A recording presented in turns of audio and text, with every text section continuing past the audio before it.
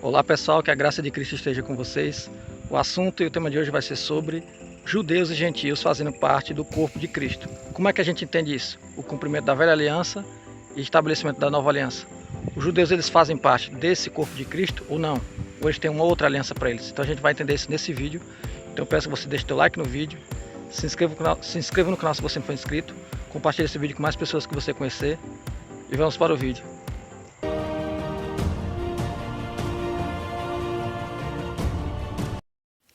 Então, pessoal, a gente vai começar essa leitura aqui em Gálatas, capítulo 3. A gente vai ler do verso 8 ao 9 e depois do 14 ao 18. Verso 8. Ora, tendo a Escritura previsto que Deus havia de justificar pela fé os gentios, anunciou primeiro o Evangelho a Abraão, dizendo: todas as nações serão benditas em ti, de sorte que os que são da fé são benditos com o crente Abraão. Agora bora pular para o verso 14. Para que a bênção de Abraão chegasse aos gentios por Jesus Cristo, e para que pela fé nós recebêssemos a promessa do Espírito.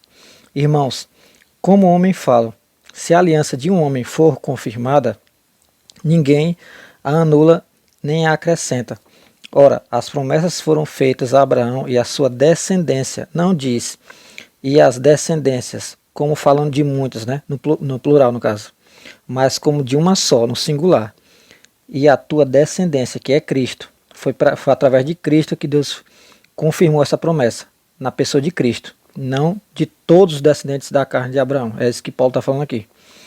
Mas digo isto, que tendo sido a aliança anteriormente confirmada por Deus em Cristo, ou seja, no descendente, a lei que veio 430 anos depois não é inválida, de forma a abolir a promessa, porque se a herança provém da lei, já não provém da promessa. Mas Deus, pela promessa, a deu gratuitamente a Abraão. Então a promessa não depende da lei. A lei veio depois da promessa. A promessa vem através da promessa fixada na pessoa do descendente, que é quem? Cristo. É daí que vem a promessa da bênção sobre que Abraão tinha sido prometido para Abraão, né? Quando Deus falou para ele que ele ia ser bendito e todas as famílias da terra ia ser benditas através dele, que é o que eu vou ler agora. Aí olha o que é que Deus vai falar aqui para Abraão, né? Que é o que Paulo tinha falado lá em Gálatas, que a gente acabou de ler. Gênesis 12, verso 2 e 3. E far-te-ei uma grande nação, e abençoar-te-ei, e engrandecerei o teu nome, e tu serás uma bênção. E abençoarei os que te abençoarem, e amaldiçoarei os que te amaldiçoarem. E em ti serão benditas todas as famílias da terra. Mas isso em ti é o quê? No descendente, que é o que a gente vai ler em outros textos aqui. Aqui Deus novamente confirmando para Abraão as promessas, né? Nós vamos ler aqui em Gênesis 22, verso 17 e 18. Que deveras te abençoarei e grandissimamente multiplicarei a tua descendência como as estrelas dos céus. Detalhe, repare nisso aqui, ó. Estrelas dos céus. E como a areia que está na praia do mar. Essa questão da areia também é interessante. Estrelas dos céus e a areia do mar. E a tua descendência possuirá a porta dos teus inimigos. E em tua descendência, Cristo, serão benditas todas as nações da terra, porquanto obedeceste a minha voz. Vocês estão vendo aqui o que é que Paulo falou, né? E está sendo dito aqui em Gênesis, na tua descendência, que todas as famílias da terra vão ser abençoadas. Então, apesar de Abraão ouvir aquela promessa, mas estava fixado em quem? Na pessoa do descendente, e não em Abraão, e nem na lei, que a lei não tinha nem chegado ainda. E também, como Paulo explicou, não é pela lei que a promessa é cumprida, que a bênção é vinda, a graça, mas através da promessa. Que não tem nada a ver com a lei, que não depende da lei, melhor dizendo. Para vocês que conhecem a história de Abraão, Isaac e Jacó, inclusive eu tenho vídeos no canal sobre cada um deles, e lá vai ter muitos acréscimos se você juntar esses vídeos com esse aqui que eu estou mostrando para vocês. Vocês vão ver que Deus confirma as promessas para Abraão, confirma para Isaac e confirma para Jacó. E de Jacó vai abençoar quem? Os netos dele. Era para ser dado para quem? Para José, que é o primogênito de uma das mulheres de Jacó, que no caso a Rebeca, não, Raquel, melhor dizendo, e ele ia ser o primogênito que recebia as bênçãos, porque os primogênitos do lado da Lia, que é a primeira esposa que Jacó casou, eles foram indignos de receber a promessa da primogenitura. Então ia cair sobre quem? O primogênito de Raquel, que no caso é José. Mas Deus, Abraão, melhor dizendo, Jacó, inspirado pelo Espírito Santo, passou essas promessas do nome Israel, que Jacó tinha recebido, né, naquela questão com o anjo, aquela luta com o anjo. Essa bênção da primogenitura Jacó colocou sobre o seu neto Efraim, que é o que vocês vão ver aqui agora. Gênesis 48, 14 ao 19. Mas Israel, que é o Jacó, né, estendeu a sua mão direita e a pôs sobre a cabeça de Efraim, que é o segundo filho, que era o menor, e a sua esquerda sobre a cabeça de Manassés, dirigindo as suas mãos propositadamente. Não obstante Manassés ser o primogênito. Olha só, repara isso aqui. O primogênito primeiro era o Manassés, mas ele colocou foi na mão, a mão da bênção, que é a direita, sobre a cabeça de Efraim, que era o segundo.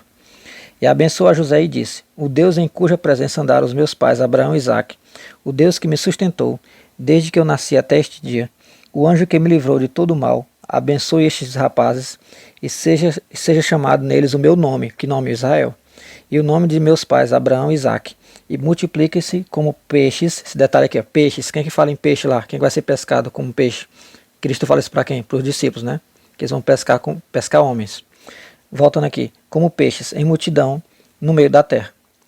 Vendo, pois, José que seu pai punha a sua mão direita sobre a cabeça de Efraim, foi mal aos seus olhos, e tomou a mão de seu pai para transpor de sobre a cabeça de Efraim a cabeça de Manassés. E José disse a seu pai: Não assim, meu pai, porque este é o primogênito. Põe a tua mão direita sobre a sua cabeça. Mas seu pai recusou e disse: Eu sei, meu filho, eu sei. Agora repara aqui, olha o detalhe interessante. Também ele será um povo, ele quem? Manassés. E também ele será grande. Contudo, seu irmão menor, Efraim, será maior que ele, e a sua descendência será uma multidão de nações. Uma multidão de nações. Uma tribo ia se tornar uma multidão de nações. Do que é que Jacó está falando aqui, inspirado pelo Espírito Santo? Ele está falando aqui dos gentios, pessoal. Da bênção que, através do descendente, que abençoa todas as famílias da terra. Olha aqui a multidão de nações aqui. Vocês já estão entendendo, quem está sendo espiritual e está com os ouvidos espirituais abertos para entender, já está entendendo o que eu estou falando aqui. E aqui Deus já profetiza, né, através dos profetas, a nova aliança que ele ia firmar. Nesse tempo em que Jeremias falou, já existiu o quê? A chamada antiga aliança, a velha aliança, feita no Sinai. Mas Deus estava prometendo uma nova aliança. O que é que ele vai falar aqui através do profeta Jeremias, no livro de Jeremias, capítulo 31, do verso 31 ao 33. Eis que vem dias, diz o Senhor, em que farei uma aliança nova com a casa de Israel e a casa de Judá. Aqui são dois reinos divididos. Isso aqui eu vou fazer em outro vídeo explicando isso aqui.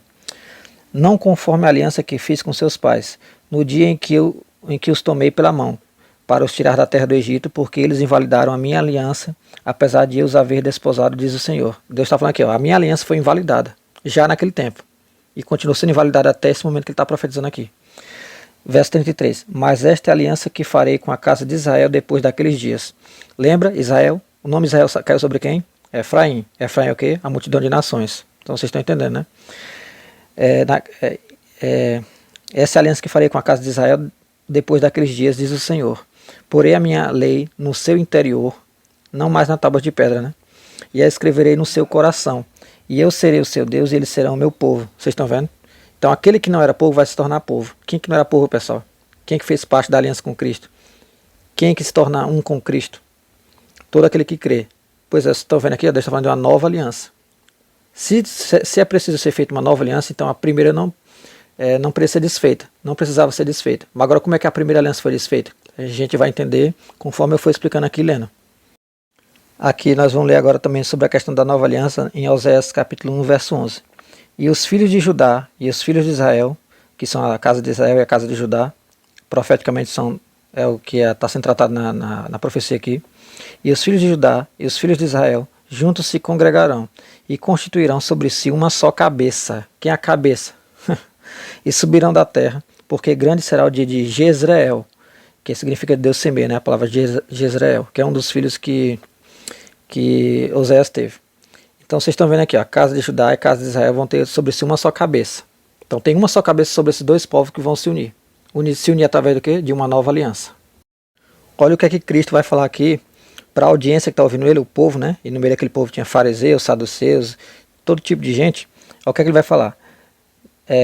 Mateus capítulo 5, verso 17 e 18. Não cuideis que vim destruir a lei ou os profetas, que era o que o pessoal acusava ele naquele tempo, os fariseus, né?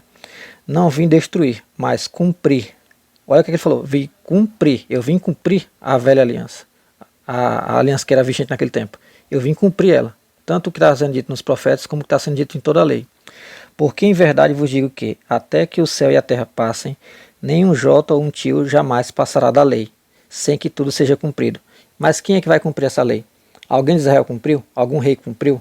Alguém pode bater no peito e dizer, não, eu cumpri toda a lei, não fui infiel em nada, eu sou perfeito e puro, e não em mim pecado, a lei não pode imputar nada contra mim porque eu cumpri tudo. Ninguém podia dizer isso, a não ser o israelita chamado Jesus Cristo, ou Yehoshua HaMashiach, que significa Jesus o Messias, só ele cumpriu. Então era para ele que aquela lei foi promulgada, para ele cumprir, e no seu corpo ele cumprir a sentença contra o pecado e a morte. E aqui em Mateus 26, verso 28, vai dizer o seguinte, porque isto é o meu sangue, o sangue do Novo Testamento, que é derramado por muitos para a remissão dos pecados. Cristo já está aqui começando a promulgar a nova aliança, fundamentada em quê? O seu sangue, que é esse Novo Testamento. O meu sangue vai ser derramado por muitos. E vai servir para quê? Para a remissão dos pecados. Então vocês estão vendo, a nova aliança está sendo começada a ser declarada aqui por Cristo. Porque a primeira aliança foi cumprida por quem? Por Ele mesmo. Olha o que é que Jesus vai dizer no alto da cruz. Evangelho de João, capítulo 19, verso 30. E quando Jesus tomou o vinagre, disse, está consumado, ou seja, está completo, está terminado, está acabado. E inclinando a cabeça, entregou o Espírito. Então ele cumpriu toda a lei. Toda a lei, o que dizia nos profetas sobre ele cumpriu. A lei foi extinta, a velha aliança foi o quê? Acabada, terminada. Ela foi cumprida. E foi fundada o quê? A nova aliança.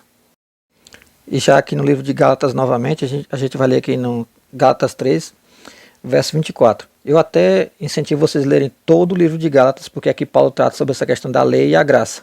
Fé e a legalidade da lei, né, a condenação que a lei trazia. Gálatas 3, verso 24. De maneira que a lei nos serviu de tutor, ou aio, né, para nos conduzir ao quê? A Cristo, para que pela fé fôssemos justificados, porque o fim da lei é Cristo. A pessoa olha para a lei, ela não consegue cumprir a lei toda, para alcançar nessa lei justiça por si próprio, pelos seus atos de obediência, mas ele olha para Cristo que cumpriu tudo isso e deu fim à velha aliança e fundou a nova através do sangue dele, da morte e ressurreição dele. E agora nós temos que crer nesse que foi fiel em tudo. Então, através da justiça dele, ele se faz justiça por nós. Então, está aqui o sentido que Paulo está falando. E aqui em Hebreus capítulo 8, nós vamos ler o versículo 6, 7, 8 e depois o 13. Verso 6. Mas agora alcançou ele ministério tanto mais excelente, quanto é mediador de uma melhor aliança que está confirmada em melhores promessas. Porque se aquela primeira fora irrepreensível, nunca se teria buscado lugar para a segunda. Porque, repreendendo-os, lhes disse, eis que virão dias, diz o Senhor, em que com a casa de Israel e com a casa de Judá estabelecerei uma nova aliança. Então vocês estão vendo que aqui, Paulo, que eu acredito que Paulo foi o escritor de Hebreus, né? Ele está falando aqui, ó, se a primeira fosse irrepreensível, ela não tinha se desfeito para ser colocada uma segunda. Então se tem uma segunda, é porque a primeira foi desfeita, e a segunda é melhor, porque fala da nova aliança em Cristo. Verso 13, dizendo nova aliança, envelheceu a primeira, foi o que eu acabei de falar, né? Ora, o que foi tornado velho e se envelhece, perto está de acabar. É isso. Então não existe uma velha aliança vigente com a nova. Se existe uma nova é porque a velha acabou. E quem foi cumprir a velha? O próprio Cristo. E quem estabeleceu essa nova? O próprio Cristo, porque ele é o sumo sacerdote dessa nova aliança. Muito mais perfeita e muito mais excelente do que a primeira. Agora vamos ler Colossenses 2, verso 14. Havendo riscado a cédula que era contra nós nas suas ordenanças, todas as leis e ordenanças da primeira aliança, né? A qual de alguma maneira nos era contrária, e atirou do meio de nós, cravando-a na cruz. Olha o que Cristo fez. Ele pegou todas aquelas ordenanças, ele cumpriu tudo. Então ele pegou tudo aquilo que nos era contrário, porque a lei mostrava o quê? O nosso pecado, o pecado da humanidade no geral. A humanidade estava condenada porque a lei mostrava isso, ela manifestava todos os principais pecados da humanidade. E mostrava que a gente era inútil e separado de Deus, e desligado de Deus, e com destino traçado para a condenação eterna. Mas Cristo pegou toda aquela condenação e se fez maldição por nós. E se colocou como maldição em nosso lugar e cumpriu, se fez justiça por nós. Porque por isso que através dele nós somos feitos justos, somos justificados. Então temos que estar ligados a ele. E não achar que cumprir uma velha aliança, achando que ela ainda está vigente, eu vou alcançar a justiça. Já tá, os vários textos que eu li para vocês mostram que quem acha que a velha aliança traz justiça se você obedecer ela, você mostra que você está debaixo de maldição, de pecado, porque não vai ser fiel em tudo e vai ser condenado do mesmo jeito. Então você depende de quê? De Cristo. E aqui em Efésios 2,15 vai dizer o seguinte: na sua carne desfez a inimizade, isto é, a lei dos mandamentos, que consistia em ordenanças para criar em si mesmo dos dois um novo homem. Dos dois o quê? Dos dois povos, fazendo a paz. E pela cruz, verso 16, e pela cruz reconciliar ambos com Deus em um corpo, matando com ela as inimizades. Então vocês estão vendo, Cristo juntou dois povos em um corpo, que corpo dele, o corpo místico de Cristo, que inclusive eu tenho um vídeo no canal falando sobre o que é a igreja. Você vai entender que a igreja não é um plano B e nem uma coisa além vamos dizer assim, de Israel, que está na primeira aliança ainda. Isso não existe. E novamente aqui no livro de Gálatas, né, do capítulo 3 também, do verso 26 ao 29. Porque todos sois filhos de Deus pela fé em Cristo Jesus. Porque todos quantos fostes batizados em Cristo, já vos revestiste de Cristo. A gente se vestiu de Cristo, todos nós, né? Nisto não há judeu nem grego, não há servo nem livre, não há macho nem fêmea, porque todos vós sois um em Cristo Jesus.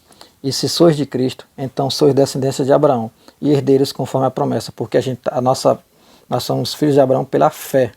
E os filhos de Deus são os filhos que são gerados pela fé e não pela lei. Pela lei ninguém vai ser salvo. Pela lei ninguém alcança justiça. Mas através de Cristo a gente alcança justiça. 1 aos Coríntios, capítulo 12, verso 13. Pois todos nós fomos batizados em um Espírito, formando um corpo, quer judeus, quer gregos, quer servos, quer livres, e todos temos bebido de um Espírito. Então vocês estão vendo?